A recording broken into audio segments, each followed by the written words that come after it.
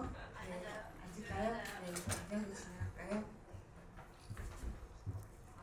여기 막 따라오신 분들도 막 이렇게 입장하신 분들도 많은데 여기 5분도 오늘 너무 순천하러 보내셨을 거예요.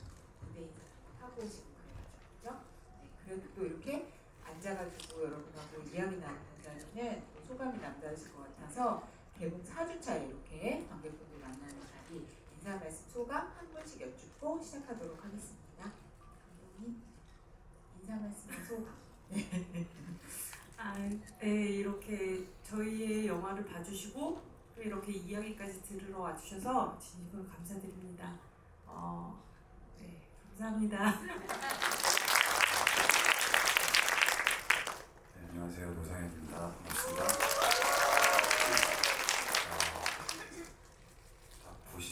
보셨나요? 그 영화를? 그렇죠.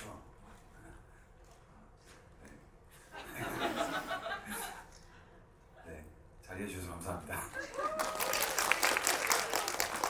안녕하세요, 장희진입니다.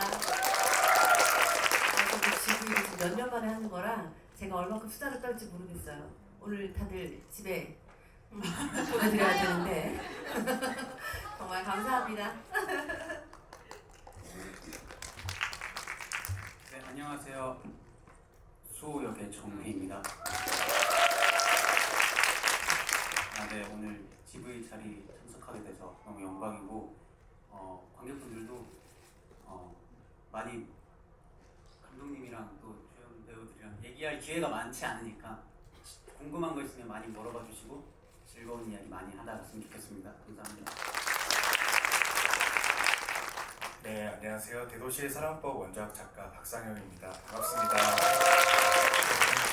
이렇게 또 귀한 시간 내주셔서 여러분들 주말 시간에 저희 봐주러 와주셔서 너무 감사하고요. 여러분들이 값진 한 시간 보내실 수 있게 죽도록 열심히 해보겠습니다. 감사합니다. 설명부터 열의까지 느낄 수 있는 인사 말씀이었던 것 같고 제가 먼저 다들 궁금해하실 만한 거 특히 제가 영화 보고 너무 좋았던 거 5분께 여쭤보고 객석에 또 이제 소감이랑 질문 얘기하실 수 있는 시간 나중에 드리도록 하겠습니다. 네, 저는 이 영화가 되게 잘 만든 영화다라고 느꼈던 이유 중에 하나가 정말 여러 각도에서 영화를 즐길 수 있는 이야기에 층위가 있다 이렇게 느꼈기 때문이거든요. 네, 그게 또 주인공의 관계에 너무 다 적나라하게 드러나는 것 같아요. 이제 보고 있으면은 그 제이와 흥수가 진짜 뭐 서로를 원작에서는 내 연애사에 외장하듯 영화에서는 20대에 외장하느라고 얘기할 정도로 서로를 너무 끈끈하게 아는 사이인데 사실 둘은 아웃사이더라는 점에서 너무 잘 통하는 거잖아요. 근데 또 그 안에서 약간 서로의 이면을 비추는 그런 면도 있어요. 그러니까 뭐 제이는 똑같이 튀는 존재라도 나는 사회에 너무 자기한테 솔직하게 살다 보니까 상처를 받는 거고 반대로 흥수는 그런 상처를 받기가 싫으면 자기를 숨기고 살다 보니까 또 답답하고 외로워지고 막 이러는 거잖아요. 근데 그게 또 좀 크게 보면 내가 성장하고 사회를 한 발 내디디면서 나라는 존재를 사회에 어떻게 내보여야 되지? 라고 생각하고 경험했던 모든 20, 30대를 지났던 사람들, 지나고 있는 사람들한테는 또 그게 내 얘기처럼 다가오는 면이 있는 것 같아요. 그래서 이게 누구나 봐도 자기 얘기처럼 느낄 만한 그런 좀 큰 넓은 이야기로 나아가게 만드는 게 되게 중요하겠다. 연출하면서 감독님 그런 생각 하셨을 것 같은데. 사실 영화를 만들면서는 이 영화를 봐주시는 분들한테 공감을 얻는 게 정말 중요하다는 생각을 항상 하거든요. 근데 그게 또 어떤 특정한 딱 정해져 있는 어떤 타겟층만이 아니라 정말 모두에게 보시는 분들마다 자신의 영화를 다시 만드실 수 있다라는 생각을 가지고 그런 이제 기대를 가지고 영화를 만드는데 이번 영화 같은 경우는 좀 더 그런 얘기들을 많이 해주셔서 재밌어하고 있습니다. 개봉 후에도 약간 그런 반응을 많이 접하셨어요? 네, 뿌듯하셨습니다. 네, 좋아요. 그래서 저는 그 흥수를 직접 연기하신 노상현 배우님한테도 이걸 여쭤보고 싶었어요. 사실 뭐 진짜 깨알같이 오늘 무슨 일 있었는지 다 얘기하는 사이기도 한데 한편으로 방금 얘기했던 것처럼 흥수가 제이를 보면서 쟤는 왜 저렇게 살아가지고 이렇게 상처투성이가 될까 이렇게 안타까운 면도 있고 한편으로는 나는 저렇게 못 사는데 쟤는 속 시원하고 좋겠다 이런 면도 있고 그런 여러 감정이 있었을 것 같은데 여기 하면서 어떠셨어요? 그랬던 것 같아요. 다들 다 주셔가지고. 네, 그렇지 않았을까요? 네.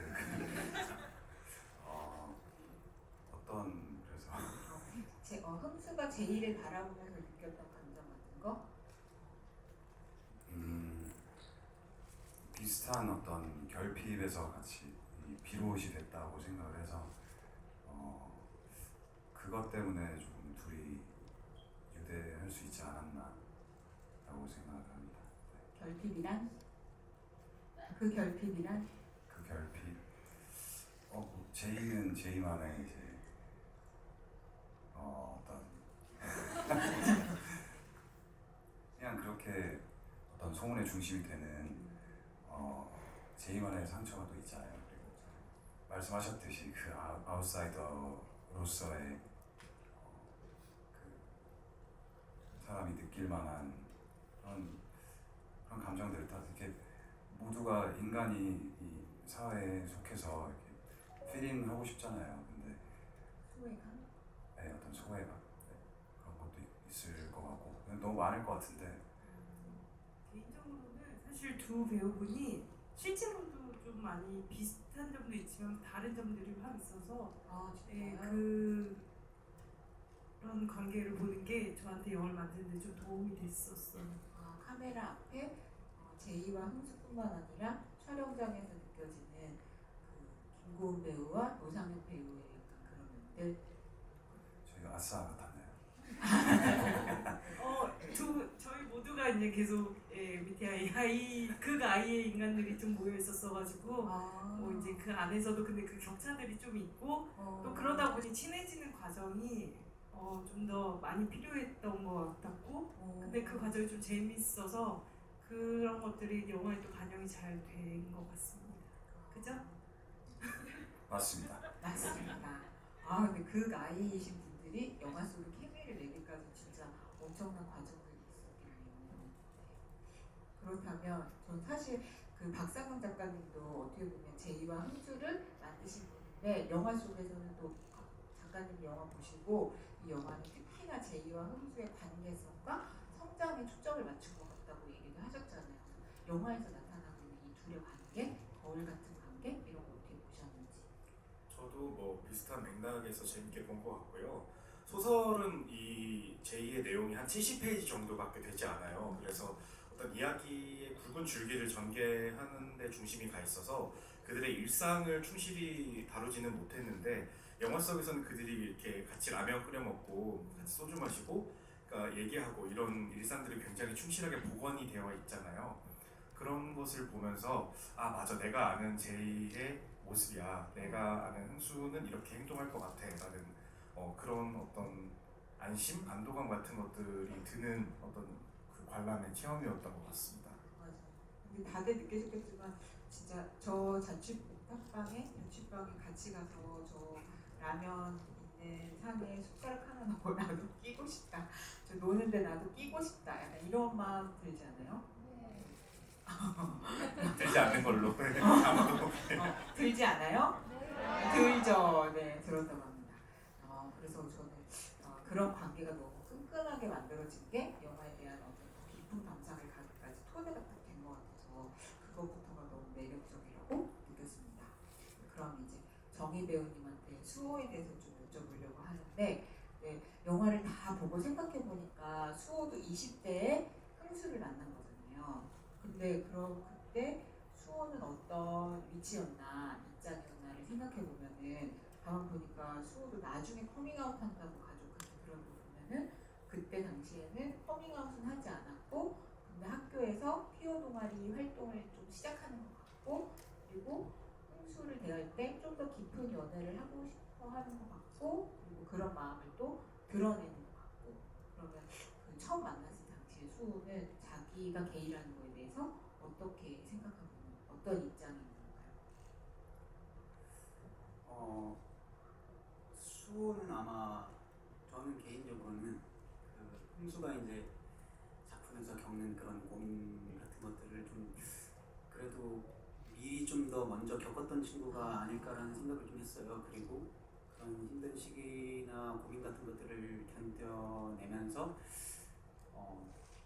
좀 더 편하고 싶었을 것 같고 편하기 위해선 용기를 내야 한다는 걸 알았을 것 같고 그런 모습들이 이제 저한테는 이제 그 대본을 보면서 좀 그랬기 때문에 흥수와 함께 계속 이렇게 할 수 있었고 계속 뭔가 내 마음을 계속해서 표현을 할 수 있었던 게 아닐까라는 생각이 들었던 것 같습니다. 근데 그게 멋있는 겁니다. 편해지기 위해서는 용기가 필요하다. 그거 되게 멋있는 말인 것 같아요. 근데 그럼 저희 이거 여쭤봐도 됩니까? 그러면 첫 만남 때 그렇게 잊지 못하게 신발을 더럽혔잖아요. 흥수가. 네, 근데 성격 괜찮다고 하잖아요. 네. 근데 그게 흥수가 마음에 들어서 그런 겁니까? 아니면 수호는 원래 착해서 그런 겁니까? 둘 다 아닐까요? 둘 다 착하기도 하고 흥수가 딱 봤을 때 마음에 들기도 해서 그냥 뭔가 어떤 그게 되게 찰나거든요. 이게 저한테는 되게 이렇게 순간적으로 일어난 사고 같은 건데 그냥 그때 뭔가 사람이 즉각적으로 할 수 있는 반응을 했을 때 본능과 어떤 고민이 많지는 않았을 것 같아요. 그냥 딱 봤을 때 구친데. 네? 구친데. 굳힌데 얼굴 딱 보니까 저도 사실 궁금한 게 그 신발은 어떻게 됐을까요? 감독님 글쎄요. 아셔야 돼요. 저는 사실 그 신발을 어떻게 했어요. 근데 기억 안 나실 것 같은데 수호라면 어땠을까 갑자기 그냥 궁금해져서. 진짜요? 네. 감독 글쎄 뭐 갖고 신발 있었. 어떻게 했다는 게 무슨 말이에요? 버스에서 옆에 있긴 있었어요. 안 버렸고. 그 실제 소품은? 맞아 있었어요. 아. 근데 보이진 않아. 저는 촬영할 때 이렇게 그 신발을 갖고 가긴 했었거든요. 그 슬리퍼 신고 그냥, 옆에는 갖고 있었던 거. 그러면 이제 어떤 우리를 만나게 해준 계기가 된 물건이니까 간직하고 있을 수도 있겠네요. 간직했어. 정말요? 나중에 좀 시간이 오래 지나고 버렸을 수도 있겠다. 그럼. 근데 토 정도야 좀 닦으면 그치. 쓸 수 있지 않을까요? 그래서 드라이 맡기면은 트라이 맡기면 좀 이거 세탁해주니까. 네, 깨끗하게 해주실 것 참고로 같아요. 저희가 그 딱 시기 굿즈를 딱 하나 본사에 남은 걸 구했거든요. 그게 진짜 구찌였어요. 진짜를 안 쓰면 안 돼요 영화에서. 오. 진짜요? 저희가 그거를 이제 해외에서 의상팀에서 구매를 한 거여서 가격도 제가 아는데 사실 버릴 물건은 아니긴 합니다. 세탁을 맡긴 걸로. 근데 그 수호의 재력에 따라 다르지 않을까요? 운동화 세탁 새벽에 막 엄청 필요한 건가?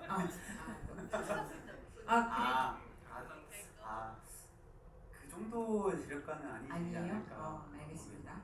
근데 저 그럼 이거 하나만 더 여쭤볼게요. 그러면 그러니까 수호는 약간 알쏭달쏭한 데가 있는데 그래서 그 신발에 인연을 해가지고 멋진 밤을 보내고 버스를 타고 가는데 이제 전화번호 주느라고 손가락이 닿은 그 애틋한 순간에 갑자기 저 팔꿈치에 혀가 닿는다는 거예요. 그럼 왜 그러는 거예요? 그럼 그것도 2초 만에 뇌를 고치지 않고 나온 건가?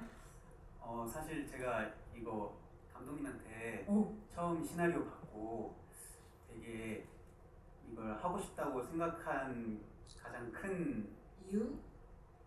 가장 큰 이렇게 영감이 됐던 대사가 전 그거였거든요.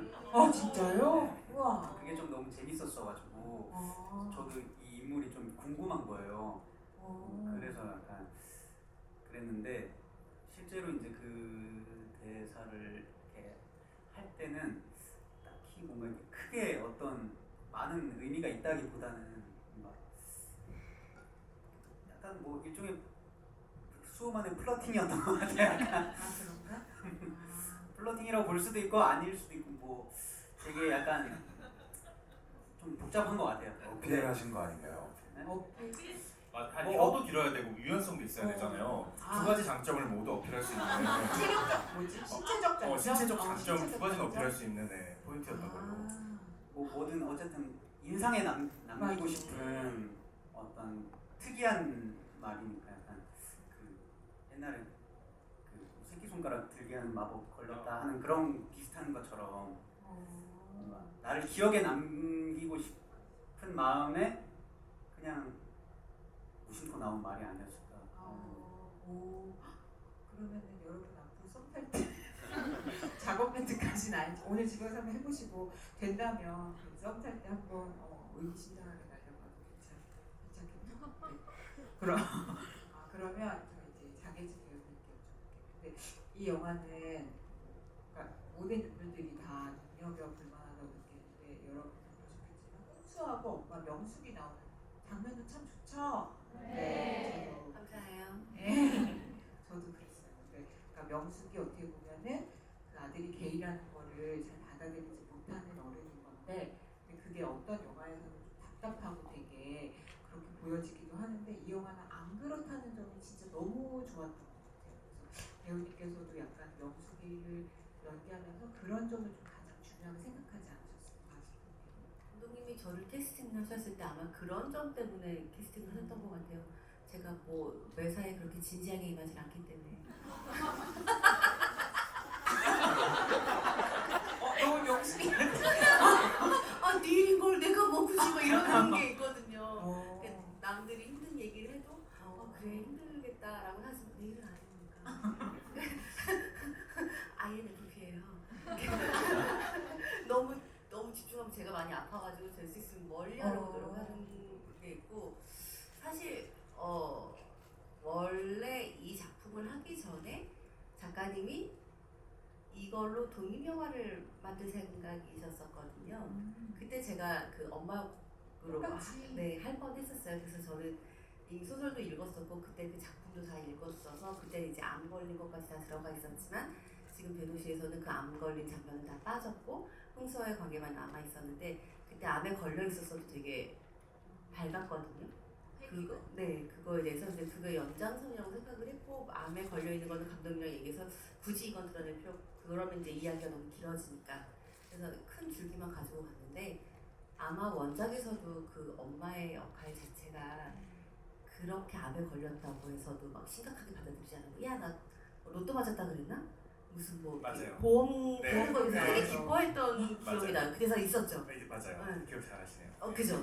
몇 년 됐는데 기억이 났어요. 그게 너무 인상적이었거든요. 그랬다면 아들이 이런 상황을 알고는 있지만 그걸 굳이 심각하게 이건 아닐 것 같고 모른 척하는 알지만 우리 왜 그런 거 있잖아요. 알아도 다 안다고 굳이 얘기하지 않고 그냥 적당히 넘어가면서 그래야 인생 살기 편하니까 굳이 내가 꼬치꼬치 캐물면 싸움만 나고 너무 피곤하니까 그래서 조금 더 이렇게 그런 표현들이 나왔던 것 같아요. 덤덤한 척하면서 여러 가지 면에서 그런 것 같아요.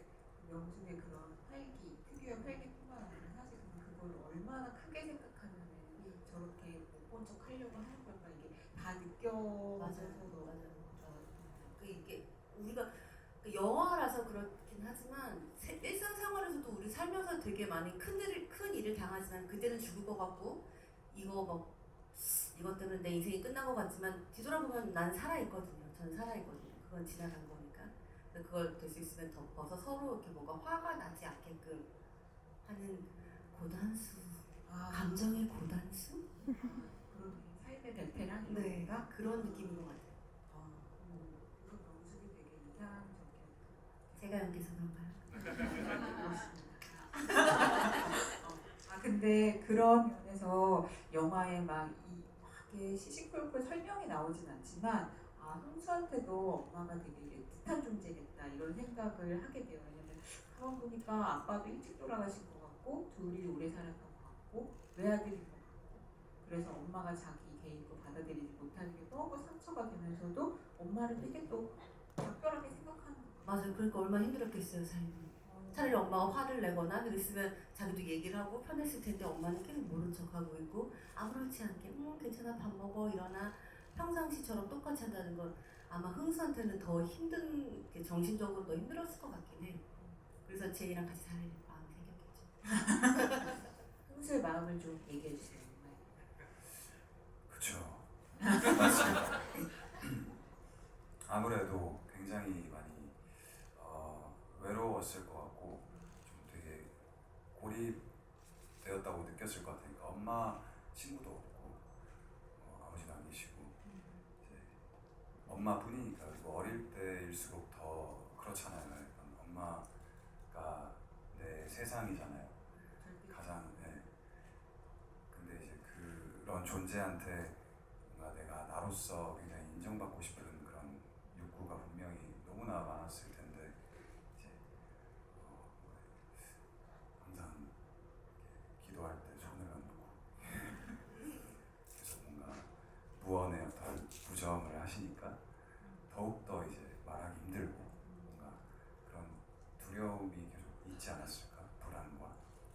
영화 보면서 제이랑 얘 둘이 막 싸우잖아요. 근데 사실 저는 그때 제가 엄마의 입장이 됐나 봐요. 이렇게 소리를 지르고 싸우는 게 더 좋더라고요. 내가 살아있구나. 감정을 표현하는구나. 참지 않고 그래도 화낼 때는 화를 내고 싸울 땐 싸우는구나. 영화 보면서 그때 저는 되게 울컥했었어요. 아직도 엄마 마음에서 못 벗어나시. 제가 엄마기도 하니까 집에 가면 저희 아이들이 있잖아요. 저희 아이들도 제 앞에서 말을 잘 못한답니다. 똑같겠구나. 어디 가서 저렇게 싸우고 있겠구나. 아 그렇구나. 근데 그럴 수 있을 것 같아. 진짜 엄마는 차라리 속 시원하게 내 자식이 저렇게 하고 있는 게 훨씬 좋을 것 같아. 그래서 이 박상훈 작가님께서는 영화 속에 나온 오자마개를 어떻게 보셨는지. 작가님도 어머님이랑 각별하실 것 같은데. 대단하죠.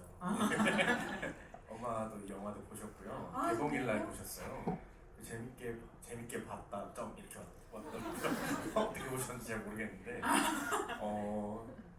둘의 관계가 굉장히 흥미로웠던 것 같아요. 저한테는 제가 소설을 쓴 것과도 좀 다른 느낌의 결의 관계였어서 아까 이제 선배님께서 말씀해주신 그거는 사실 우럭한점 우주의 맛 때 영화로 제작되다가 조금 좌초된 적이 있었는데 그때도 맡아주시기로 하셨는데 제가 또 강력하게 주장했던 엄마 배우분 중 한 분이셨어요. 운명이었죠. 네, 진짜로. 근데 이제 영화가 딱 나왔는데 정말로 계신 거예요, 또. 그래서 너무 신기하다. 제가 또 따로 이현희 감독님이랑 그런 소통을 하지는 아 않았었거든요. 진짜요? 네, 하지 않았어요. 하지 않았는데 딱 신기하다. 그렇게 생각을 해주셔가지고 너무 운명적으로 저는 느껴졌고 결국 갈 분한테 갔구나라는 생각을 하게 됐고요. 뭐 둘의 앙상블이 너무 좋았고 목분자 이 영화의 어떤 가장 핵심이 되는 그런 장면이잖아요. 그 장면도 너무 콜미바 유어네임과 합쳐져서 이거 참 새로운 해석이다. 나였으면 이렇게 쓰지 못했을 텐데 새롭다 이런 생각을 많이 하면서 이 관계성에 주목을 했던 것 같아요.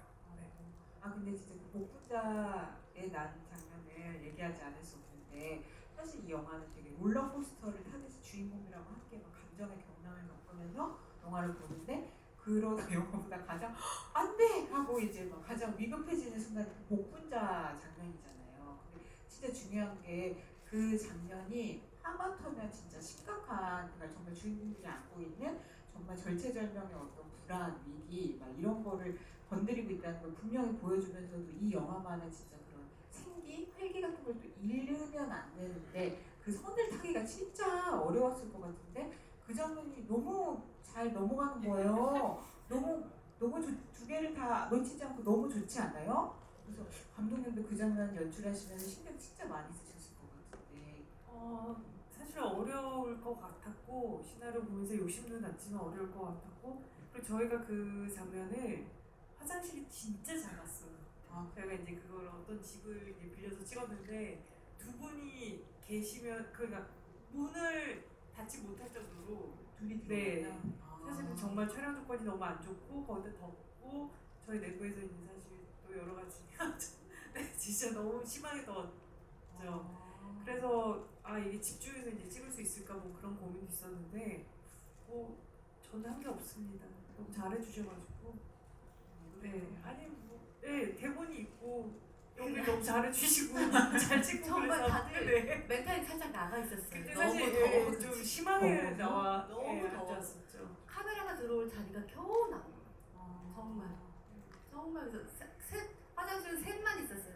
촬영하고 네. 셋이 촬영도 끼어서 거의 거의 못 끼어서 들어갈 정도로 정말 네, 이렇게 정말 그 유난히 작은 화장실이었는데 맞아요. 이제 다른 집 정말 남의 집을 빌린다는 게 쉬운 건 아니어서 근데 이제 집을 구하다 보니 흥수가 어떤 집에 살 것인가를 찾다 보니 화장실이 이제 가장 좋은 관건이었는데 그 장면 찍는 데 있어서도 근데 뭐 예, 잘 해주셔서 감사합니다.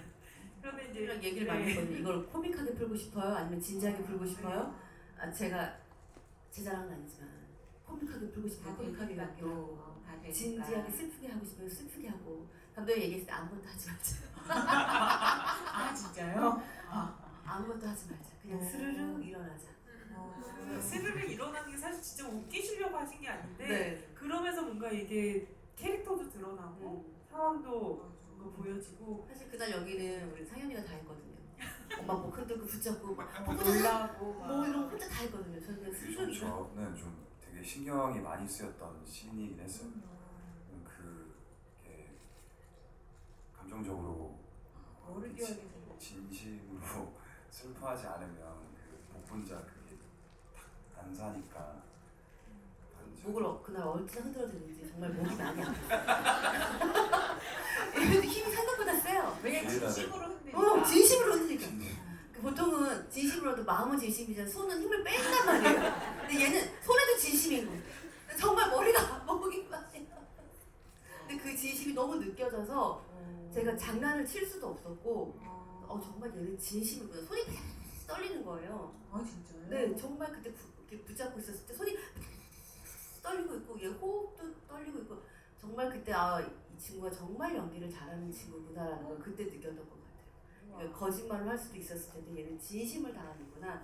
그래서 제가 상현이한테 그 분장실에서 되게 얘기를 많이 했던 것 같고 너는 크게 될 거다. 너의 손의 힘에서 느꼈다. 너는 연기를 참 진심으로 한다. 제가 너무 바로 옆에서 귀에다 대고 엄마를 너무 소리 질러가지고 너무 샤우팅해가지고 좀 죄송했어요. 성대도 진심, 손도 진심. 모든 게 진심. 그래서 정말 그때 이렇게 한국 영화에 되게 독특한 느낌을 가진 배우가 심지어 연기도 잘하고 되게 물건이 하나 나왔구나라는 느낌을 그때 딱 받았던 것 같아요. 그래서 계속 헛짓하지 말라고 제가 얘기하고 있어요. 넌 크게 될 거니. 사람 조심하고 지금부터 바른 길로 관리해라. 관리해라. 우리 모두 여기 계신 분들 바른 길을 바라서 크게 되실 겁니다. 그런데 그 진심이 근데 두 분이 오히려 그걸 찐으로 진심으로 하신 게 그 장면을 너무 잘 살린 것 같고 우리도 보면서 느껴지는 것 같아요. 그 진심이. 그 장면이 참 영화의 약간 어떤 중요한 순간을 딱 만들고 넘어가는 느낌이 들었습니다. 근데 저는 또 하나의 결정적 장면, 저 이 장면도 되게 좋아하는데 감독님한테 여쭙고 싶은데 저는 이제 이 영화에 어떻게 보면 이 영화를 하나의 성장 이야기라고 볼 수 있잖아요. 맨 처음에 말했던 것처럼 제이와 흥수가 자기가 다른 존재, 튀는 존재라는 걸 사회와 어떻게 관계를 맺을 것인가 하는 문제에 있어서 둘 다 다른 문제로 봤다가 그거를 어느 정도 하나 이제 점프하는 순간에 결정적 장면이 경찰서 장면이잖아요. 저는 그 둘의 그런 그 헤쳐나가는 순간이 각각 따로 일어나는 게 아니라 경찰서의 그 사건을 통해서 둘이 손을 잡으면서 같이 해결이 되고 그러면서 제이는 나 더 이상 이제 남한테 끌려다니는 삶을 살지 않겠다 이렇게 얘기하는 거고 홍수는 자기 입으로 이제 자기가 게이라는 걸 얘기하게 되는 그런 순간이고 그러면서 또 둘의 관계는 있는 그대로 세상에서 공표하는 순간이기도 하고 그러니까 그 하나의 장면에 담긴 의미가 너무 많고 그걸 하나의 장면으로 팍 짜릿하게 보여준다는 게 영화적으로 진짜 탁월하다고 느꼈거든요. 그 장면도 진짜 중요하게 생각하셨어요. 그 장면이 저희 마지막 촬영이었어요. 아, 공식적으로는 마지막 촬영의 새벽이었죠. 낮 촬영을 하고 네. 그래서 내 기억이 나요. 그 장면 찍으러 갔을 때 혜연 씨가 질문을 저한테 했는데 제가 왜 여기서 일어나서 모르는 사람들을 향해서 그 얘기를 해야 될까요를 질문을 하셨었거든요. 그래서 엄청 당황스러웠었어요. 저는 이제 그때 그냥 이 시나리오를 작업할 때도 그렇고 뭔가 이제 좀 그냥 좀 쉽게 생각하면 그 한 90년대, 2000년대 초반에 미국 영화들 보면은 마지막에 다들 연설하잖아요. 이제 그런 식의 어떤 뭔가 이제 세상을 향해서 내가 할 얘기를 하겠다. 약간 한국 영화에서는 잘 안 보여주는 그런 방식인데 좀 그걸 다른 방식으로 파출소 장면에서 보여줘야 돼. 일종의 레퍼런스로는 그런 생각을 했었고 또 처음으로 흥수라는 인물이 누군가에게 엄마한테는 얘기했지만 그렇게 세상을 향해서 그쵸. 뭔가를 얘기하는 장면에 제이 또한 사실은 자신을 근데 제이는 저는 이제 그게 거기서 특별히 뭘 했다기보다 제이는 가만 보면 처음부터 끝까지 계속해서 흥수를 배려하는 처음에 만날 때부터 흥수를 구해주면서 시작을 맞아. 하고 어떻게 보면 이제 제이는 그 본인의 얘기를 할 때도 본인의 어떤 걸 보여줄 때도 결국 이제 본인이 세상에 뭔가 적응을 하려다가 뭔가 약간 자신이 잃어가는 그 와중에 결국에 흥수랑 싸우고 본인이 다시 드러나는 장면이 저는 그 회식 장면에서 맞아요. 회사. 게이라는 이제 농담을 들으면서 게이가 어때서요라고 얘기를 하는 게 제이의 저는 그게 캐릭터라고 생각을 했거든요. 그러니까 내가 어때서요라고 이제 얘기를 하는 게 아니라 흥수의 얘기를 하면서 본인을 다시 찾아가는 장면이어서 저는 그 장면을 이제 되게 좋아하는데 그렇게 이제 어떻게 보면 세트도 제이는 계속 똑같은 어떻게 보면 흥수를 항상 배려하고 그게 제이의 캐릭터가 그래서 제이는 크게 막 성장한다기보다 결국에 되게 자신이었고 자신의 일을 뻔했지만 다시 자신이 되는 얘기여서 예, 그 어떻게 보면 이제 흥수의 성장과 또 다르게 이게 엮여서 만들어지는 장면이라고 생각합니다. 그 장면에서 진짜 둘의 그게 어떤 중요한 순간이 변화가 자리 다시 찾는 게 탁 터지는 느낌이 너무 좋았던 것 같아요. 그래서 감독님께 그 촬영날 그걸 물어보시고 답을 찾으셨어요? 답을 찾았다기보다는 궁금했던 거는 그 자리에서 왜 갑자기 왜 경찰서에서 그 우리 우정이 왜 갑자기 과시하는지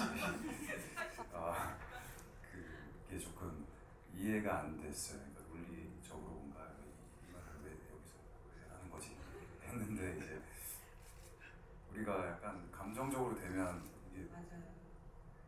항상 논리적으로 살지만 않잖아요. 그래서 그런 맥락에서 감정적으로 이렇게 터지는 어떤 그런 상황이 아니었나. 뭔가 내가 오해받지 않기 위해서 뭔가 이 제의를 배려하는 마음에서 뭔가 내가 저 게이 맞아요라고 이렇게 팍 튀어나오는 이후부터는 그냥 한 거죠. 생각해보면 결혼식에서 흥수가 제이를 위해서 춤을 추기 전까지 그 파출소 장면 전에는 거의 약간 제이를 위해서 해주는 그다지 많지는 않거든요. 그치. 네. 기다렸을 때도 안 가고. 네, 약간은 그런 면에서 좀 서운한 면이 있는 캐릭터였기 때문에 그 파출소 장면에서는 훨씬 더 이제 이렇게 드러내는 게 중요하지 않았나라고 생각합니다. 그리고 잘해주셔가지고 그 딱 한 테이크 갔어요. 진짜요? 우와. 너무 사실은 오. 그 질문을 하신 것도 사실은 지금 뭐 잘 이렇게 정말 뭘 어떻게 해야 될지 몰랐다기보다 이제 그게 마지막 촬영이었기 때문에 이제 보면은 사실 되게 생각이 많아서 항상 이제 그렇게 질문을 던져놓고 본인이 해답을 찾아요. 근데 그러다 보니 약간 많이 가는 게 아니라 딱 한 번에 사실은 너무 잘해주셔가지고 네. 그리고 저는 불안해서 이제 감독님 맞아요? 이거 맞나요? 괜찮아요? 물어보고 네네. 우와. TMI인데 저는 그 씬에서 처음에 저희가 막 달리다가 프레임이 넘어가잖아요. 그 축구 영상으로 그러다가 이제 축구 영상에서 골을 넣은 순간 제이가 경찰서로 이렇게 골이 나는 게 뭔가 그 TMI입니다. 되게 재밌었다고. 절묘하고 좋았다. 네, 절묘했다. 네. 영화적으로도 이제 골을 넣는 순간이다. 네.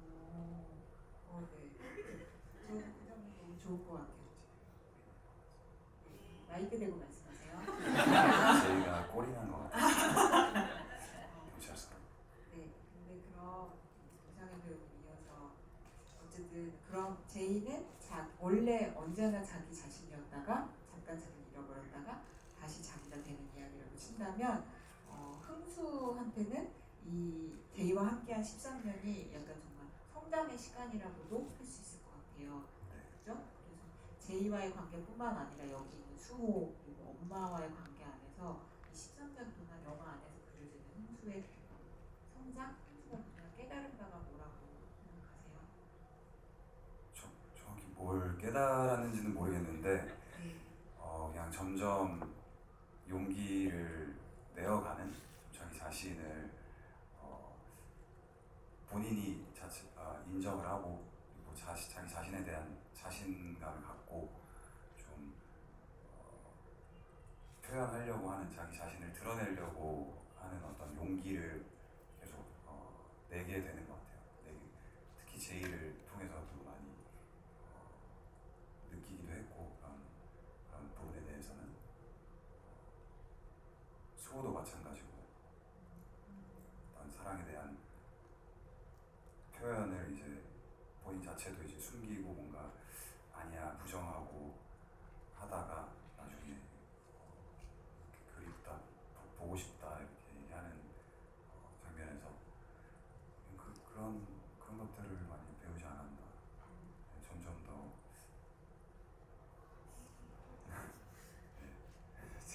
웃는 거 아니죠? 자신일 수 있는 법을. 네. 그러면 정희 배우님 수호도 어떻게 보면 20대를 흥수를 뜨겁게 좋아하면서 보낸 거잖아요. 그러면 수호에게 20대 흥수란 존재의 의미가 뭘까요? 뭘 성장했을까요? 수호는?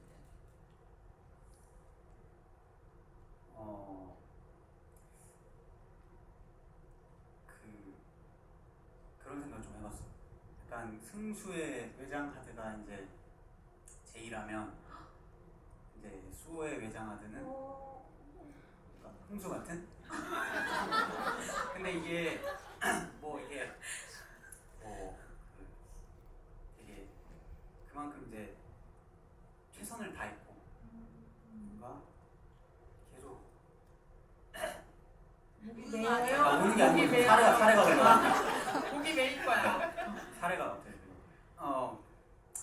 그 군대 갔을 때까지 막 이렇게 편지도 쓸 정도로 굉장히 오랜 시간 이렇게 마음을 전하고 또 만나기도 하면서 했는데 이제 결과적으로 이렇게 헤어지게 됐지만 그래도 뭔가 수호도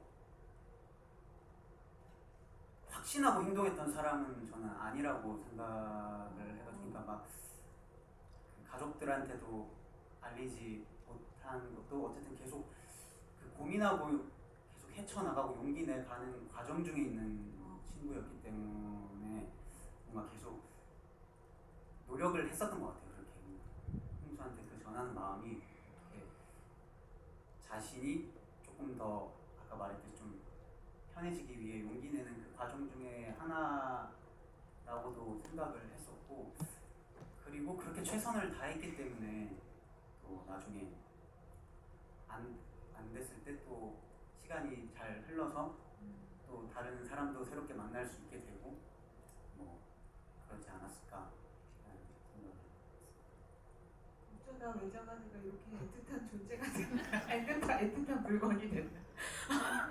이 영화랑 소설 때문이야. 그렇군요. 근데 그러면 관객 질문 받기 전에 저희 일단 박상훈 작가님 이거 좀 여쭤보고 싶은데 작가님 이 소설 쓰신 지가 벌써 몇 년이잖아요. 근데 네. 이렇게 또 영화로 만들어지고 이렇게 또 개봉 이후에 4주가 지나도록 다 메워주시는 관객분들이 정말 끈끈한 사랑도 해주시고 있는데 이런 걸 다 지켜보시는 소감이 어때요? 너무 행복하죠. 제가 이거를 20대 말에 이 소설을 써서 이제 31살 때 발표를 했고 제가 이제 5년 전에 이 소설을 출간을 하게 됐어요. 그러니까 어떻게 보면은 내 지난 시절을 곱씹어 보는 계기이기도 했고 그 과정을 또 이렇게 많은 분들이 여러 가지 방식을 통해서 또 즐겨주고 계시니까 작가로서 누릴 수 있는 가장 거대한 행복을 누리고 있는 것 아닌가 하는 생각을 자주 하고 있습니다. 요즘. 진짜 이 영화를 만드시는 탄생시키는 작가님한테 이게 모두 정말 용기이자 사랑이자 긍정의 에너지가 되는 요즘이 더 좋겠다는 생각을 많이 합니다. 네, 그러면 관객분들에게 객석에 마이크 드릴 건데요. 하나 둘셋 하면 손 드세요. 이건 소나트잖아요. 네, 그렇죠. 네. 하나 둘 셋. 일단 저기 그 과정포 같은 거 입으신 분께 먼저 드릴게요.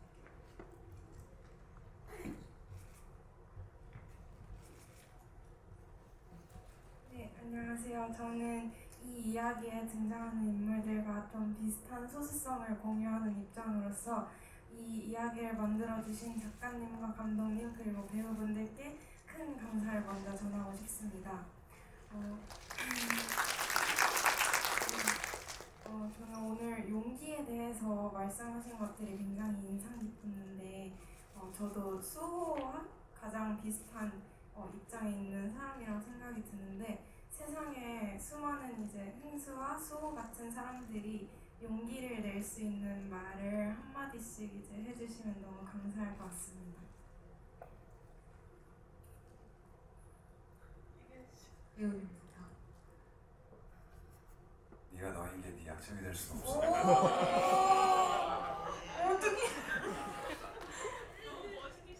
뭐야, 정답이다, 정답. 근데 그게 너무 멋있다. 그걸 제이가 해주잖아요, 흥수한테. 근데 그거를 이렇게 관객분들한테 흥수가 들려준다는 거. 울지 마. 또. 네. 저는 이 영화를 시작하면서 이 이제 소설을 읽으면서 정말 모두가 행복하셨으면, 그러니까 이 영화를 보시는 분들뿐만이 아니라 이 영화에서 제가 이제 아무도 죽지 않는 영화를 찍겠다라고 어느 순간 이제 수호에 대해 뭐 아시는, 이거 스포일링인가요? 어떻게 되는 거예요? 소설에서는 이제 저희가 수호로 이 수호라는 캐릭터와 이제 겹치는 캐릭터가 사실 죽거든요. 근데 이제 그걸 바꾸면서 아무도 죽지 않는 영화를 만들었으면 좋겠다. 그건 이제 엄마도 그렇고 모두가 근데 이 영화 안에서 이게 판타지로 보이더라도 정말 행복했으면 좋겠다라는 생각을 진심으로 했었고 지금 이 영화를 이렇게 봐주시는 분들을 보면서 제가 이제 이렇게 개인적으로 알지 못해도 모두가 정말 그냥 다 행복하고 전쟁도 없었으면 좋겠고 정말 이렇게까지 월드피스를 바래도 되나 정말 네, 그런 마음입니다.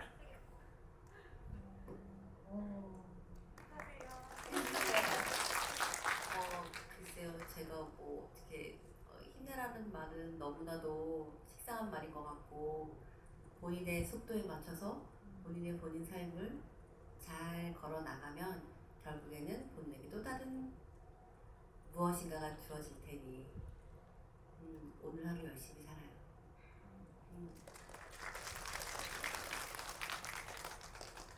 눈치 게임. 네, 와주셔서 감사하고, 네, 질문해 주셔서 감사하고, 그냥 영화 보시고 이렇게 또 공감해줬다고 이렇게 말씀해 주신 것도 되게 용기를 내신 거잖아요, 여기서. 그래서 감사합니다.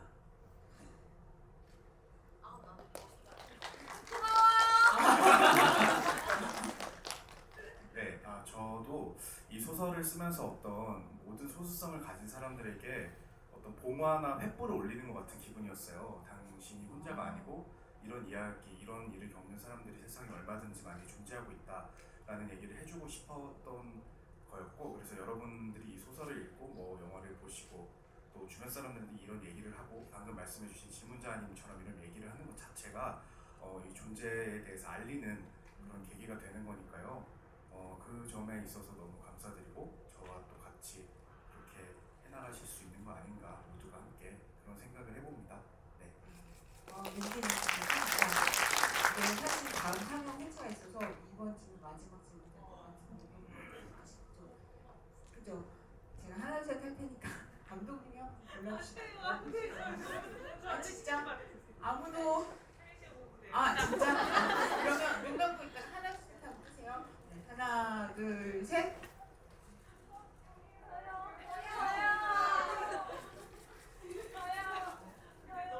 아 정말요? 그럼 여기 회색 니트 입으신 맨 앞줄에 계신 분께 마이크 좀. 죄송해요 뒤에 계신 분. 안녕하세요. 다름이 아니고 홍수가 마지막에 쓴 글이 사실 수호가 한 말이잖아요. 그러면 만약에 그 글이 잘 됐을 때 수호한테 저작권료를 줬을지 아니면 그걸 빌미로 연락을 했을지 질문드립니다. 어떻게 했으면 좋겠어요? 그걸 빌미로 연락을 하는 것입니다.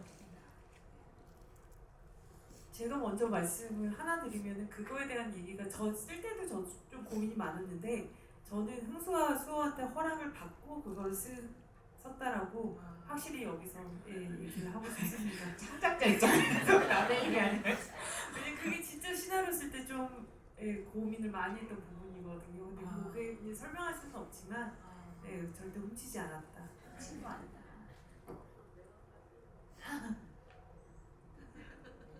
아 그래.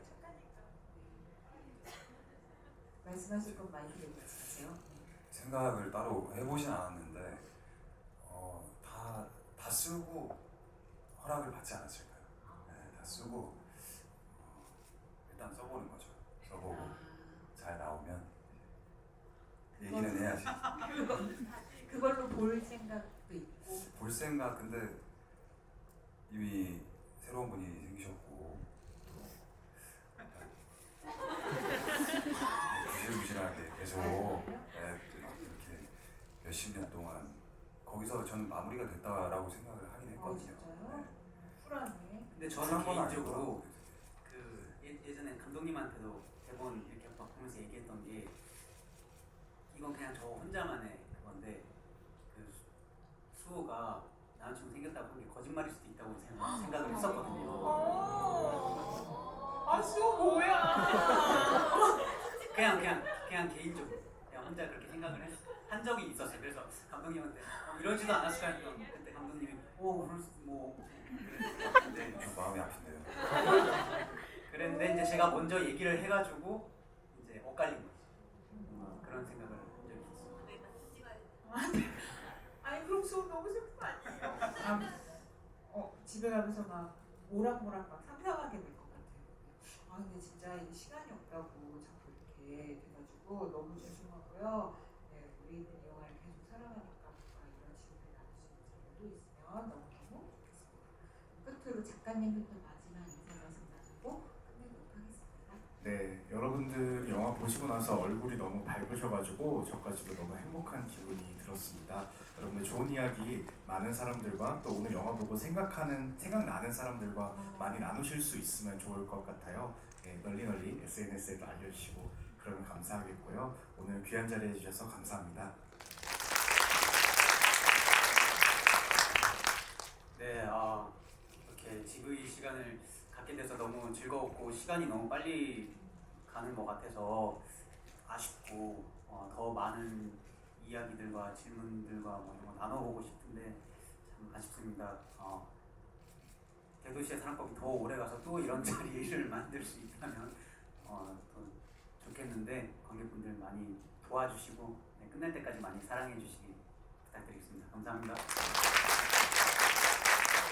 긴 시간 함께 해주셔서 감사하고요. 영화를 이렇게 보고 나서 이야기거리가 많다는 게 얼마나 기쁜 일인 건지 이게 영화가 주는 기쁨이 아닌가 싶어요. 사실 TV에서 집에서 혼자 보면 편하긴 한데 얘기할 게 이렇게 같이 깊게 얘기할 수는 없잖아요. 그래서 영화기 때문에 이게 가능한 것 같아서 계속 한국 영화가 좀 더 잘 돼서 이렇게 이야기 나눌 수 있는 공간들이 많았으면 좋겠다. 여러분 도와주세요.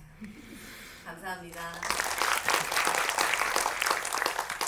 저는 오늘 이 생애 첫 지휘 자리였는데 진짜요? 그래서 많이 진짜? 긴장돼서 어떻게 원하시는 답을 제가 다 이렇게 잘 해드렸는지 모르겠지만 저도 굉장히 많은 걸 좀 느낀 것 같고 많은 분들이 영화를 통해서 좀 힘을 많이 얻으신 것 같아서 좀 많이 뿌듯하기도 하고 좀 뭉클하기도 하고 합니다. 네, 그래서 오늘 자리에 참석해 주신 여러분들 너무나도 감사드리고요. 또 이런 자리 있었으면 좋겠습니다. 네, 많이 응원해 주세요. 대도시에서 한번. 감사합니다. 영화를 만든 감독으로서 이렇게 이야기를 들어주신다는 게 너무 감사하고 행복한데 영화는 저희가 만들었지만 정말 영화 뭐 제가 그런 아까 전에 얘기한 뭐 신발은 어떻게 쓸지 이런 거를 생각하는 것들이 있지만 결국 그게 정답은 아니라고 생각합니다. 여러분들이 이 영화를 보시고 많은 이야기를 자신들의 이야기를 많이 만들어 주셨으면 좋겠습니다. 감사합니다. 진짜 잠깐 말씀하신 것처럼 끝까지 똘망똘망한 눈으로 여기를 함께 지켜봐 주시고 지켜줘서 너무 감사합니다. 다 같이 인사하고 3장 도와드리도록 하겠습니다. 하나, 둘, 셋. 감사합니다. 일어나.